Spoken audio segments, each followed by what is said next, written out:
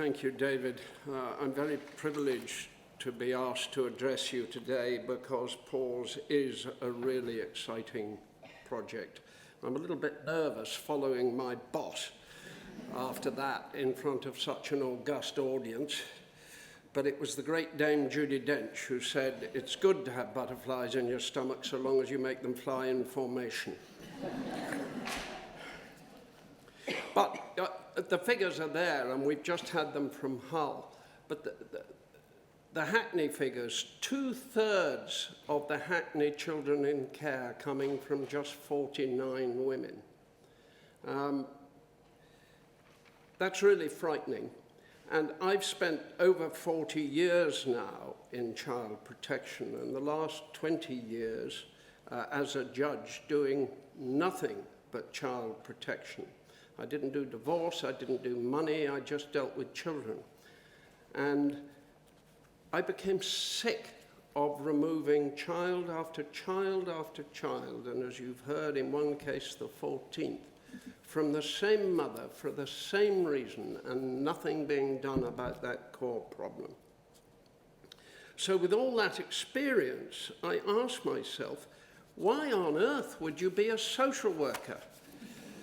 Low pay, heavy workloads, managers who are constantly constrained by budget issues, harangued by legal representatives in court, and then the whole line of cases from Maria Coldwell to Peter Connolly and sadly beyond, and being attacked on every side in the media. You're damned if you do and you're damned if you don't. Why on earth would you do it? Don't answer. I know why. You want to make a difference. And that is so difficult. And the way things have been run to date haven't made it any easier. You've met with parents, you want to help them, but there aren't enough hours in the day, the services are no longer there, or they're not available for months because there aren't enough of them and there are waiting lists. And the children can't wait. Their time frames don't fit the adult time frames. And so there's a case in court, and you say goodbye to the parent, and they go away wounded and distressed, and nothing is done about their problem, and then they get pregnant again. But I think the world of child protection is changing. I don't believe that the adversarial system is right for family law. Indeed, I don't think the courtroom is the place to try to resolve these problems. But of course, once there are children who are not properly being cared for, there has to be a system to deal with the problem. But that's the disconnect that Edward Timpson was talking about earlier. And family courts seem so punitive to these parents. And for the most part, they are parents who love their children every bit as much as we love our children. They're parents who are appalled to begin with that we think they're not providing good enough care. And they're parents who can be helped to understand why we're saying that. And by and large, with the right kind of support and services, they are parents who can provide good enough care. They're people not so different from all of us, but they've got their lives in a terrible mess. And if we think that by removing child after child after child for the same reasons without addressing the core problems, we're doing right by the children and the families, we delude ourselves.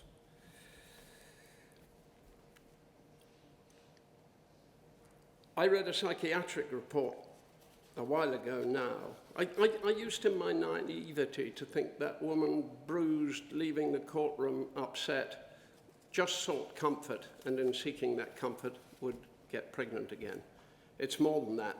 I read a psychiatric report in which a mother said, every time they take a child away from me, the only way I can deal with the pain of the loss is to get pregnant again as quickly as possible. And these are the women that we're talking about. How many minutes have I been going now, and I haven't managed to mention FDAC?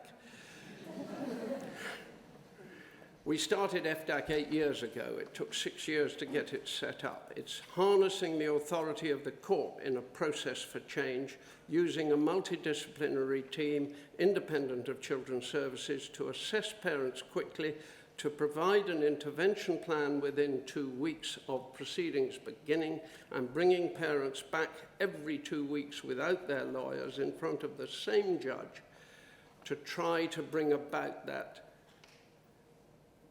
break in the intergenerational cycle that we've been hearing so much about. And one of the things I've been thinking about as I've been sitting there this morning is FDAC has a very clearly defined carrot and stick. The carrot is, are you going to be able to keep your child? Are you going to be able to recover the care of your child? And the stick, which we try not to use very much, but it's always there in the background, is if you can't engage with us, if you can't do it, you're going to lose your child. And it's been very interesting listening particularly to the discussion group here with Sophia and Nancy and Chris, because you haven't quite got that carrot and stick in pause because you're not in court proceedings. And watching them and watching the DVD earlier in the process of building a trusting relationship, I found absolutely fascinating, and it is about trust. And there's a very simple thing there, because one of the things we've learned in FDAC is parents have said to us, you know, when we've been involved with social services in the past, I can make a phone call to try and get hold of my social worker, and she's not there, he's not there. I leave a message, but they don't come back to me. I never get that phone call. And one of the things they love about FDAC is they will always get a telephone call that day from their key worker. And it seems such a small thing, but that's a very significant thing in building the trust. And Sophie was talking earlier about the issue of teeth. We found that in FDAC. We had people with terrible tooth problems, and we put them through a course of dental treatment, and we got that sorted out. And you could feel their confidence lifting. Seems like a small thing, but it's big. It's finding a way to support in every way that you can. I've written letters to courts and had people's fines remitted. Old fines from old offences 5 years ago, but £1,000 of fines still hanging on around, a ball and chain round their ankle. It's something that's still dragging them down. I write to housing departments and say, look, your borough has brought people into FDAC. You've paid a fee for that. But if your housing department doesn't solve the leak in the roof, the infestation of cockroaches, you're actually wasting your borough's money, because these people are going to fail because of that ball and chain. It's finding the different ways to help. What has all that got to do with pause, you may be thinking? Well, I'll tell you. You're working with the same cohort of women that we're working with in FDAC, but you're working with them earlier. And to them, the whole system seems to be stacked against them. So it is about focused support. It is about telling them that they can do it and that you're there to support them. It's a more humanitarian approach to these problems. It takes time to build that therapeutic relationship. It takes time to listen to people. And many of these women feel they've never been listened to in previous care proceedings. FDAC listens to them, and FDAC is an exception to the 26-week rule with the President's blessing, because these problems can often take a year to solve. Pause listens, and yesterday afternoon we held a workshop where we heard from 2 women who were already engaged in pause, and it gave us a fascinating insight into how the key workers have clearly got through to them and begun to develop that trust, and you saw it again on the DVD this morning. one of the women was talking about, she had 5 children cared for now within her extended family, been in a violent relationship for many years, and she's now out of it and saying, I'm not going to have any more children. I don't think I ever want to be in a relationship again, but I'm a stronger woman, I'm a different woman, I'm the woman I want to be. And we heard from Gwen this morning about women who still seem to be children themselves, even though they're somewhat older. And I remember a woman in FDAC saying, you know, I'm no longer that 6-year-old. Up until now, up until FDAC, I've been behaving like a 6-year-old, and suddenly I'm an adult, and I feel that I'm that adult person again, and I feel different. And pause. Sophie talked about the 29 women, the 23 children who haven't been born almost inevitably into the care system. And we know that on the whole, children don't do well in the care system. Our younger children, the babies who go on for adoption, can have a better life. But overall, by and large, children don't do well in the care system. Children belong in families, and preferably within their own families. And it seems to me that by seeking to help women become stronger and better able to govern their own lives, pause scores in every way. I want to say a quick word about larking, because it is non-negotiable.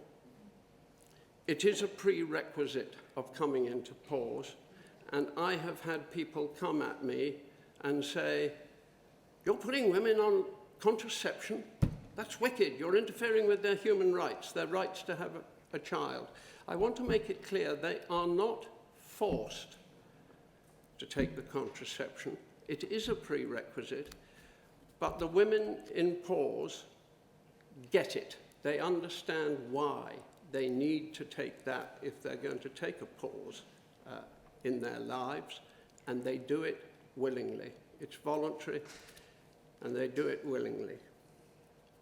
So I think we all know what we feel is right in terms of wanting to reduce the emotional cost to children and families. But we do have to continue to make the financial argument to those who hold the purse strings both nationally and locally. I really applaud Sophie and George for getting pause off the ground. I think the rollout is hugely exciting, and seeing social workers yesterday really working together, formulating their approach to this new and exciting initiative was indeed very exciting. I feel very privileged to serve on the National Board of Pause, as I do on the National Board of FDAC. I think the face of family justice is changing. We're beginning to get to grips with problems rather than just processing people, which is what I fear the courts have been doing for too many years. Pause offers social workers that real chance to make a real difference, and listening to Sophia and Nancy just now shows that. A social worker in FDAC said to me recently, you know, Nick, this is what I trained to do, to keep families together and not break them up.